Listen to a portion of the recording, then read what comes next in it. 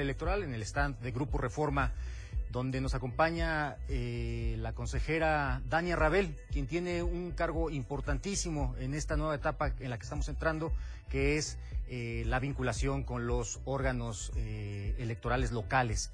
Erika Hernández, nuestra compañera, está con ella. Buenas noches, Erika.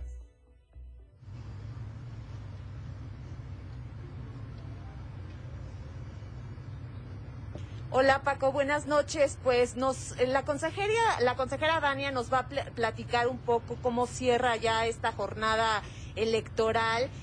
Nos tiene las cifras más actualizadas, así que le paso el micrófono. Consejera. Muy buenas noches, Paco, buenas noches, Erika. Sí, efectivamente, hace 10 minutos precisamente revisé el sistema que nosotros tenemos, el sistema de información del desarrollo de la jornada electoral, y lo que tenemos reportado son 161.789 casillas. Hay que recordar que nosotros no llegamos al 100% en estos reportes todavía se sigue moviendo este sistema. Sin embargo, por lo menos hasta hace 10 minutos era lo que teníamos. Y también es importante decir que con la información con la que contamos hasta hace unos minutos, podemos decir que asistieron a las casillas 860.656 funcionarias y funcionarios de mesa directiva de casilla capacitados por el INE. Por lo tanto, tuvimos que tomar de la fila a 71.457 ciudadanos y ciudadanas, que también hay que especificar que fueron capacitadas en ese momento por las personas que sí habían sido ya capacitadas, y quizá también por eso a lo mejor de repente en algunas casillas nos tardamos más en iniciar la jornada electoral. ¿Existen algunas razones en particular por qué los funcionarios de casilla deciden no ir a última hora? Y si se tiene, ¿en qué estados hubo más ausencia de funcionarios de casilla? Todavía no tenemos desagregada la información hasta ese nivel, pero a ver, pues la verdad es que muchas veces las razones son simplemente porque a lo mejor de repente se arrepienten o de repente ya no les dio tiempo. A ver, nos han pasado casos extremos en donde vamos a buscar a una persona, incluso presidente de mesa directiva de casilla, y nos dicen que desgraciadamente falleció un día antes, cuestiones así extraordinarias. Entonces eso puede pasar, pues la verdad es que no estamos inmunes a ese tipo de cuestiones. 71,000 funcionarios de casilla que faltan, pareciera un número menor comparado con el 1.400.000 que son. Sí, sin duda es un número menor comparado al número que nosotros tuvimos de personas que habíamos capacitado y que efectivamente fungieron como funcionarios y funcionarias de mesa directiva de casilla. Y otra cosa que es importante también que sepa el auditorio es que lo que dice la legislación es que se recorren, digamos, los puestos dentro de la mesa directiva de casilla.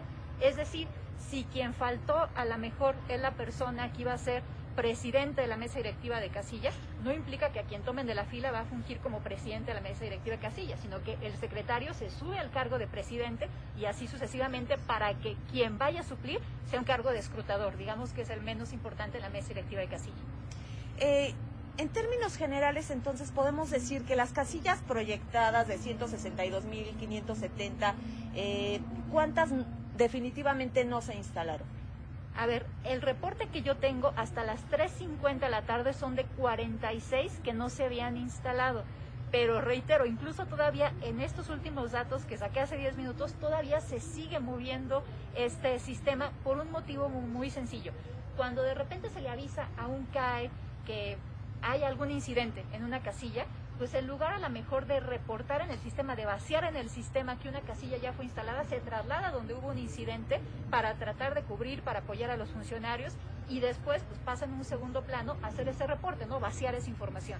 Sí, digamos que el hecho de que no esté la totalidad de las casillas no es porque no se hayan instalado o porque apenas se estén instalando, minutos antes de las 6, sino porque se instalaron pero todavía no tienen certeza de que haya sido. En muchos de los casos es eso. Hasta que ya terminemos con este reporte podemos decir con certeza cuántas se instalaron y cuántas se acaban de instalar.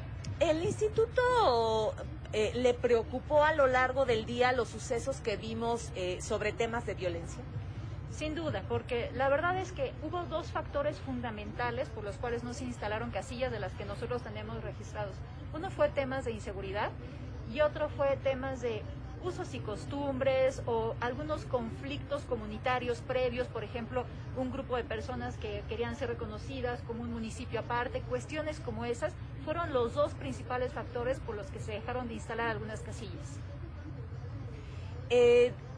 ¿era lo que esperaban en este día? Digamos que tuvimos al menos 3 semanas muy violentas, todos los días algún candidato asesinado, secuestrado, agredido. ¿Ustedes esperaban una jornada más violenta? A ver, nosotros nos preparamos siempre para lo mejor y también para lo peor, ¿no? Para escenarios extremos. Una de las cosas buenas que yo puedo destacar de este proceso es que parece ser que vamos a tener una alta participación ciudadana. Sin duda, algo que no deseábamos es que hubiera ni siquiera un incidente de inseguridad, ¿no? Un tema de algún conflicto afuera de una casilla, eso es lo que no deseábamos. Desgraciadamente ocurrió, pero también nosotros tomamos la iniciativa para que en donde había riesgo de poner, pues a lo mejor en perjuicio la integridad física de las personas, pues entonces no instalamos las casillas, ¿no? Pero no, fueron casos focalizados.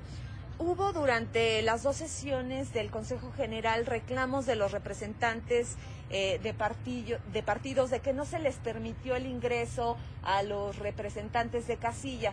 ¿Esto a qué se debió? ¿Una falta de comunicación? Qué bueno que preguntas esto, porque aparte, a ver, según lo que dice la legislación, es que en elecciones concurrentes los partidos políticos tienen derecho hasta 2 representaciones dentro de las casillas. Eso tiene una razón de ser. Cuando se hacen los cómputos, cuando se cierran las casillas, se hacen de manera simultánea para la elección federal y para la elección local. Entonces, realmente, la presencia de los 2 representantes es ahí donde es fundamental, no tanto al inicio. Al inicio, un solo representante puede cuidar todo lo que pasa en la casilla, ¿no? Como una persona observadora electoral lo puede hacer y puede darse cuenta absolutamente de todo. Sin duda, tienen ese derecho.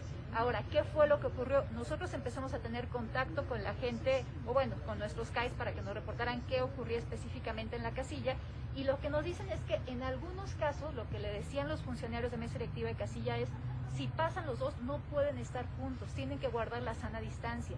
Entonces a veces también era lo que ocurría, que no gustaba, y muchas veces se interpretaba como que no se estaba dejando pasar a los 2 que tienen derecho a pasar, por ejemplo. En algunos otros casos, pues también se les hizo énfasis a los funcionarios que podían estar 2, y eso se corrigió y así lo hemos ido corrigiendo. En términos generales, ¿cómo califica la jornada electoral del día de hoy? A mí me parece exitosa desde el punto de vista de lo que he avisorado de la participación ciudadana. Honestamente, las elecciones intermedias no suelen ser muy atractivas. En 2015 tuvimos una participación ciudadana del 47%, en la elección presidencial del 63%, y yo avisoro que en estas elecciones intermedias vamos a tener como un 55% de participación ciudadana, lo cual es muy bueno para una elección intermedia. Gracias, consejera. Paco, ¿quisieras hacerle alguna pregunta a la consejera? Sí, consejera Dania Rabel, buenas noches. Le saluda Francisco Ortiz. También está aquí en el estudio mi compañero Óscar Uscanga. Preguntarle, consejera, usted tiene un vínculo importante con los órganos electorales. Pareciera que a nivel federal las cosas transcurren de una manera acorde a lo programado. Usted comenta en esta entrevista pues que los incidentes no inciden de alguna u otra forma en lo que veremos en los resultados. Pero usted tiene un vínculo, y sin pretender que usted hable a nombre de los OPLES, si quisiéramos saber cuál es el balance que en lo general hace de cómo están afrontando las autoridades electorales locales estas elecciones, sobre todo en los estados donde se contiende por la gubernatura.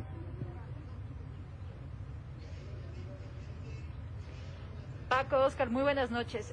A ver, efectivamente yo formo parte de la Comisión de Vinculación con Organismos Públicos Locales Electorales. Además, también fui consejera electoral de un instituto electoral local. Entonces, efectivamente tengo esa vinculación y ese conocimiento.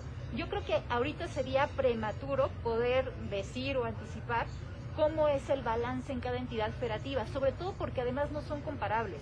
La realidad de la Ciudad de México no es en absoluto comparable con Guerrero, con Chiapas o con Oaxaca. Entonces creo que tenemos que esperar un poco para ver cuál es el contexto específico de cada entidad federativa, sin que podamos incluso hablar de manera generalizada. Tendríamos que hablar de cada caso concreto.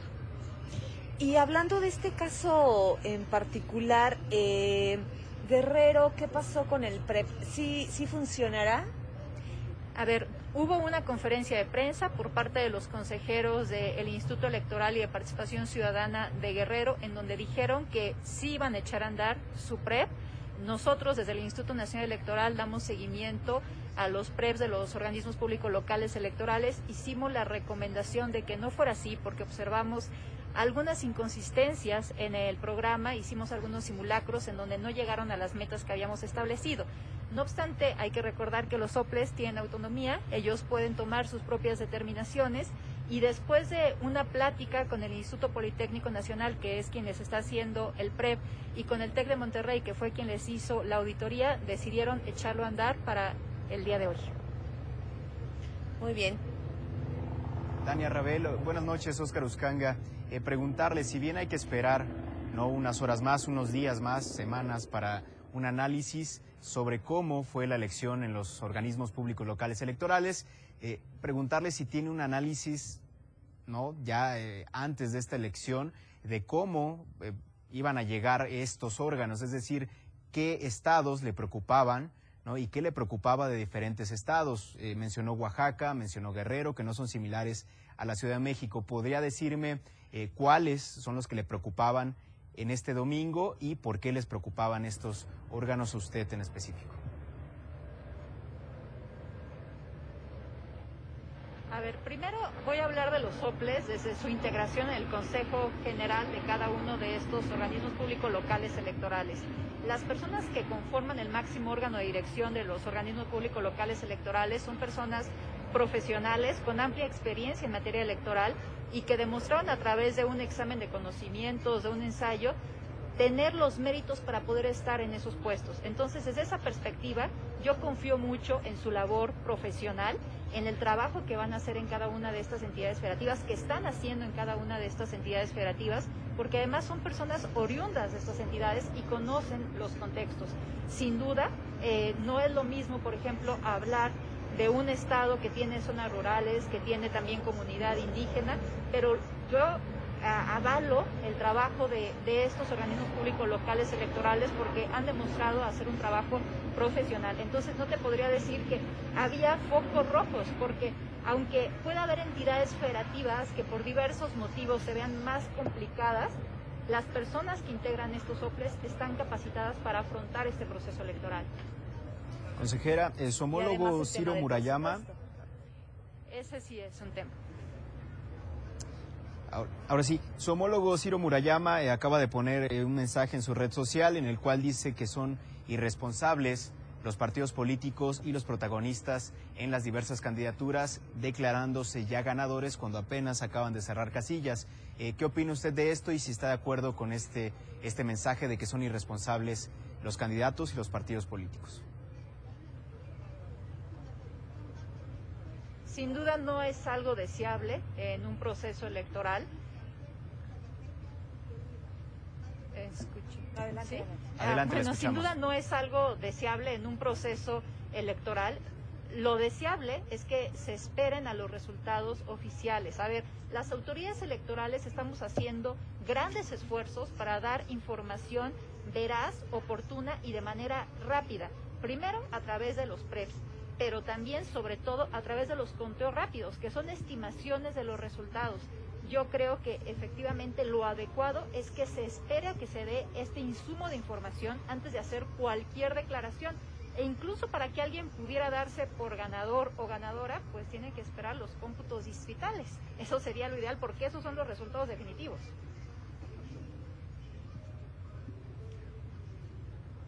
Muy bien, Erika, pues muchas gracias por este enlace, consejera Dania Rabel, muchísimas gracias por estos minutos para Voto 21. Seguimos en comunicación. Gracias. Gracias, hasta luego. Y del Instituto Nacional Electoral nos vamos ahora